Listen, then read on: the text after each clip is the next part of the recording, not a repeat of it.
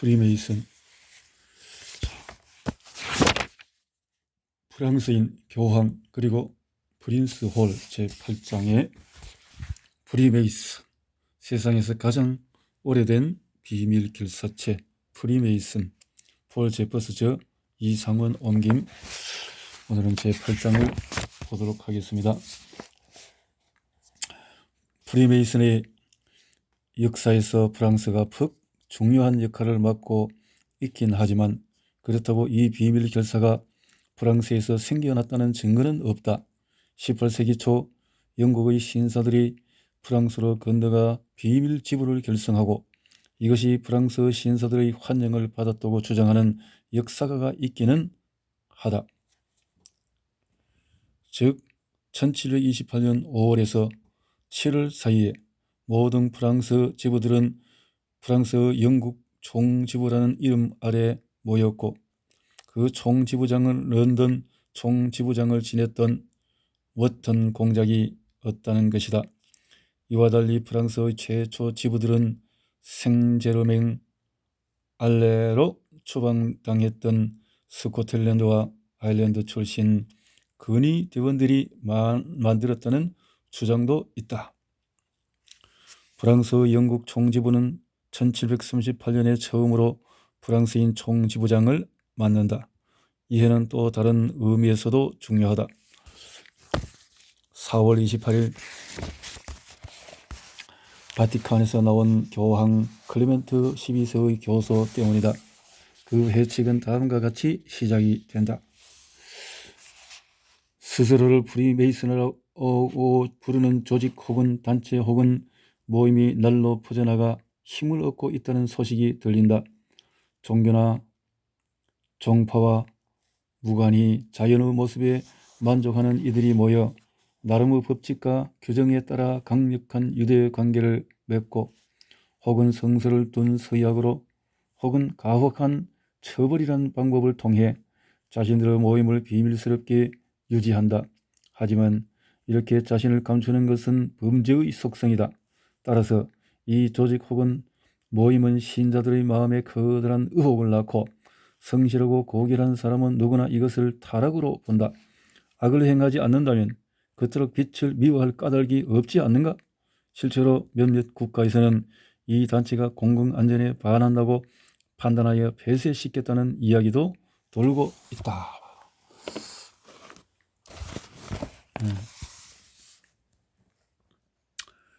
귀족 집안 출신인 클레멘트 12세, 그는 피사 대학에서 법학을 공부했다. 로마의 카스텔 산탄젤로, 천사의 성이라는 뜻인데 성의 법률 재정 담당을 거쳐 클레멘트 11세를 보좌하다가 1730년에 교황 자리에 올랐다. 성 베드로의 관을 쓰게 되었을 때 거의 장님이나 다름없을 정도로 노쇠했던 그는 곧 침대에 누워 업무를 보게 되었다. 바티칸의 재정 상황을 개선하기 위해 그는 부패한 성직자들이 과거에 빼돌렸던 것을 모두 반납하도록 했다. 그 결과 엄청난 돈이 거두어지자 수많은 건물들을 건축하고 로마 근교의 미화 작업, 도로 포장, 미술관 지원, 이탈리아 안코나 항구 건설 등의 사업을 벌였다. 프리메이슨과 같은 이러한 비밀 결사체나 집회는 사회의 평화뿐 아니라 영혼의 안녕에도 자주 커다란 피해를 미치게 마련이다. 하지만 그 어떤 사회적 종교적 제재도 이루어지고 있지 않다라는 점을 언급하면서 클레멘트 12세는 이러한 자들이 마치 집에 숨어드는 도둑처럼 포도밭을 망치러 오는 여우처럼 교회를 위협하지 않도록 밤낮으로 지키는 것이 신자와 성직자들의 임무라는 예수의 경고를 인용했다. 순박한 자들의 마음이 동요하지 않도록, 순결한 자들이 그 화살에 상처 입지 않도록, 또한 사악한 자들에게 대로를 열어주지 않도록 하기 위해 교황은 다음과 같은 결정을 내렸다. 따라서 우리는 성스러운 로마 교회 추기관들의 조언을 얻고 우리 스스로 얻은 지식을 바탕으로 깊이 숙고한 끝에 프리메이슨이라고 하는 이 조직 혹은 단체 혹은 모임을 금지한다. 이는 영원한 유효한 우리 교회법을 바탕으로 한 결정이다. 하지만 교황의 금지 결정에도 불구하고 프리메이슨은 계속 프랑스에서 활동했다. 1740년에는 지부수가 200개를 넘었고 그 중에 22개는 파리에 있었다. 1754년 슈발리에 드 본느빌은 프리메이슨이 성전 기사단의 후예임을 천명하면서 파리의 스코틀랜드 의식 지부를 만들었다. 그리고 1756년이 되자 프랑스의 영국 총지부는 완벽한 자치권을 행사하는 프랑스 총지부로 바뀌었고 스코틀랜드 의식을 따르겠다고 공언했다. 영국과 미국에서 그랬듯이 프랑스의 프리메이슨도 고대파와 현대파로 분열되었다. 그리고 프리메이슨 사전에는 로버트 맥코이가 기술한 바에 따르면 그 분열의 결과는 지부장의 변덕에 따라 관리되는 지부들, 지부 설립 승인의 남발이었다. 후자의 문제는 특히 심각해 대체 어느 지부가 제대로 된 법적 존재인지 알 수 없는 지경에 이르렀다고 한다. 1772년 프랑스의 총지부는 프랑스 본부라고 이름을 바꾸고 프랑스 프리메이슨 공식 법규를 채택했다. 하지만 이러한 변화에 반대하는 회원들은 따로 모임을 유지하며 프랑스 총지부라는 명칭을 고수했다. 서로 정통성을 주장하는 양측의 갈등은 1789년 프랑스 혁명으로 급작스럽게 가라앉았다. 왕정을 끝내고 공화체제를 수립하려는 유혈 혁명 과정에서 프리메이슨의 조직 문제는 뒤로 비켜날 수밖에 없었다. 고대파와 현대파의 분열은 1799년 6월 28일 통합결정이 내려지고 총지부가 본부로 흡수되면서 끝이 났다. 프랑스 프리메이슨은 나폴레옹 보나파르트 황제 치하에서 번성기를 누렸다. 프리메이슨 겨울 축제에서 나폴레옹이 1805년에 오스트리아 및 러시아군을 물리친 아우스트리츠의 영광적인 승리를 기리는 시를 읊기도 하였다. 나폴레옹 신들조차 전율하네. 이 신성한 전쟁의 함성 소리는 곧 영국의 심장을 꿰뚫게 되리. 나폴레옹 만세. 프리메이슨 행사에서 이러한 시가 낭독되었다는 것은 프랑스 본부가 1723년 앤더슨 규약을 수용하기는 했어도 공식 모임에서 정치적 노인을 해서는 안 된다는 내용에 관한 한 자유방임 입장이었음을 보여준다. 하지만 회원이 우둔한 무신론자이거나 종교를 부정하는 자유사상가여서는 안 된다라는 규정만큼은 충실히 따랐다. 그리하여 규칙은 프리메이슨 회원이라면 모두가 동의할 수 있는 종교를 따라야 하고 특정한 견해를 자신의 문제로 남겨두어야 한다는 것이었다. 종교를 이유로 회원 자격을 박탈할 수 없었지만 모든 회원은 하늘과 땅의 영광스러운 건축가에 대한 신앙을 고백해야 했다. 비정통 신자는 회원으로 가입할 수 없도록 한 규정은 영국과 프랑스의 프리메이슨이 갈라지는 요인이 되었다. 문제는 프랑스 본부가 무신론자도 받아들이게 된 1870년 후반에 시작되었다. 프랑스 본부는 또한 유럽 지부들을 위한 수정 의뢰에서 영광스러운 건축과 가장 높은 존재, 창조적 원칙과 같은 표현을 삭제해 버렸다. 단일 의식으로 국한되지 않는 입장을 취했던 프랑스 지부들에 대해 프리메이슨 역사가들은 다양한 의식을 메뉴로 제공했다는 표현을 쓰기도 한다. 이러한 차이는 결국 프랑스와 미국 프리메이슨 사이에도 갈등을 낳았다. 1차 세계대전이 발발하면서 수천 명의 미국인들이 참전을 위해 프랑스로 몰려들었기 때문이다. 독립전쟁에서 프랑스가 주었던 도움을 기억하며 미국인들은 라파예트여 우리가 왔다라고 외치곤 했다. 이들 중 많은 수가 프리메이슨 회원이었고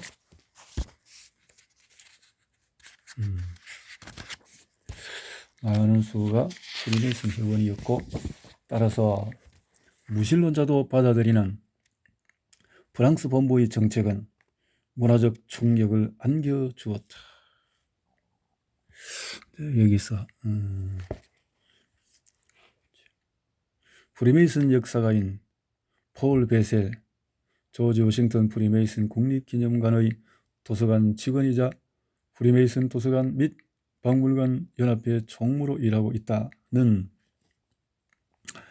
미국과 프랑스 프리메이슨의 관계사를 다룬 글에서 이와 관련해 인종과 프리메이슨이라는 두 가지를 예외로 한다면 인정과 규칙이라는 주제만큼 미국 프리메이슨 회원들 사이에 많은 논란을 불러일으켰던 것은 없다라는 분석을 내놓기도 하였다.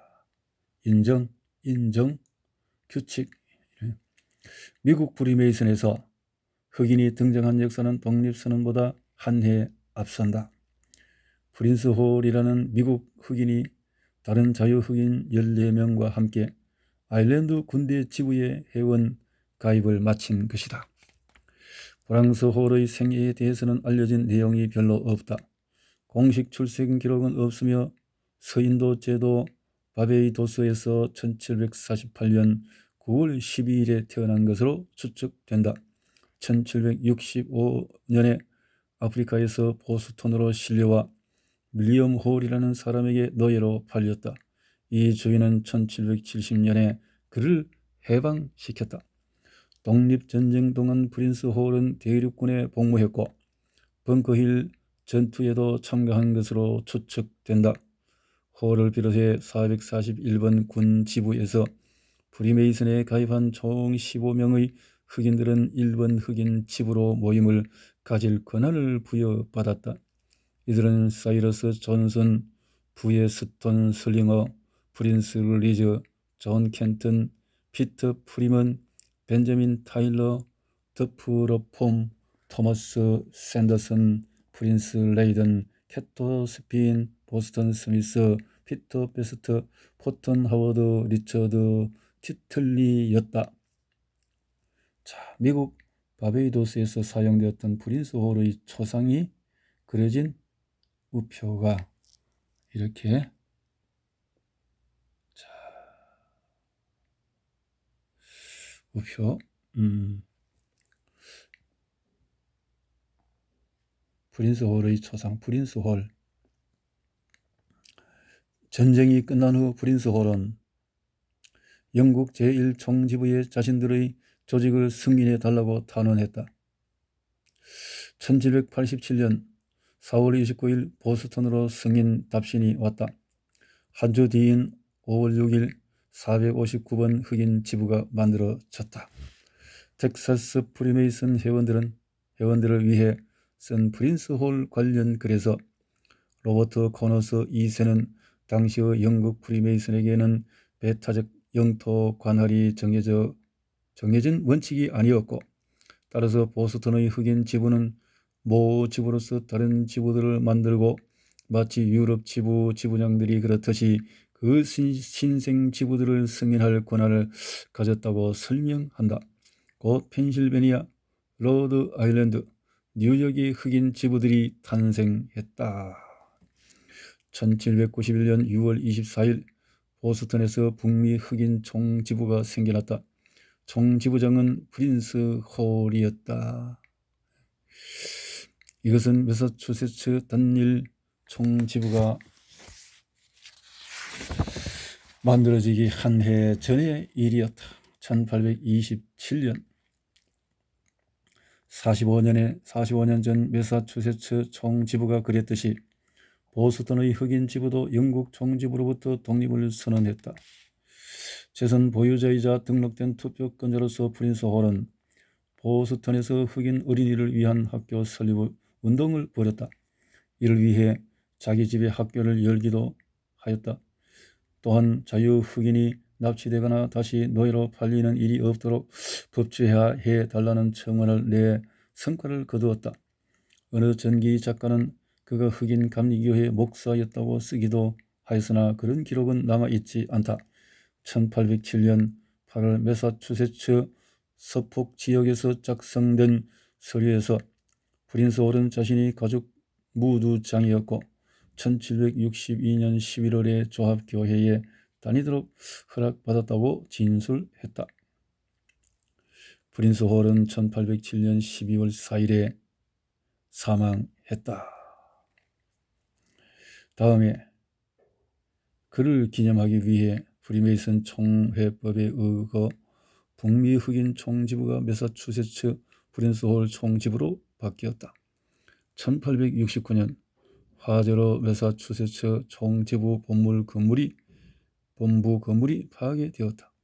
다행히 보관상자 안에 다시 금속통을 넣어 보관했던 총지부 증명서는 보존되었다.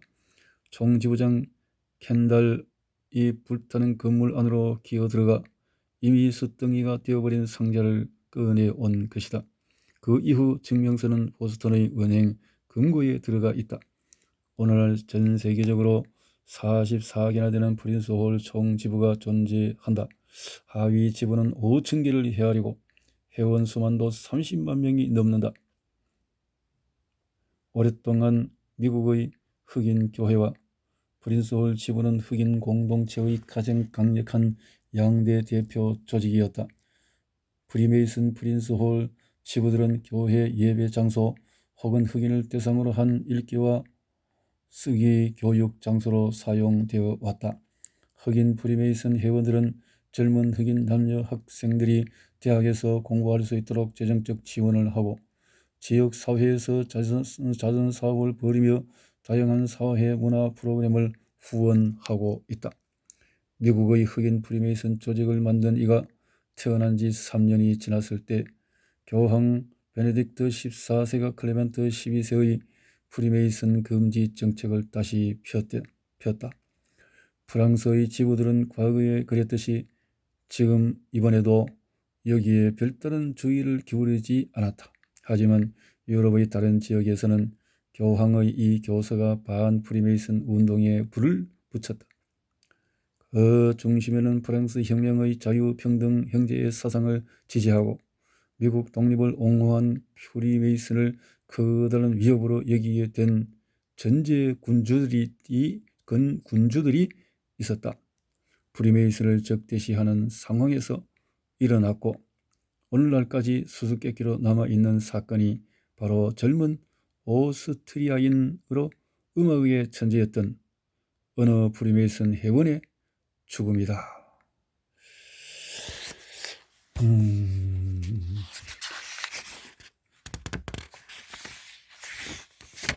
자, 이렇게 되어졌고, 자, 마술 피리의 수수께끼 9장에서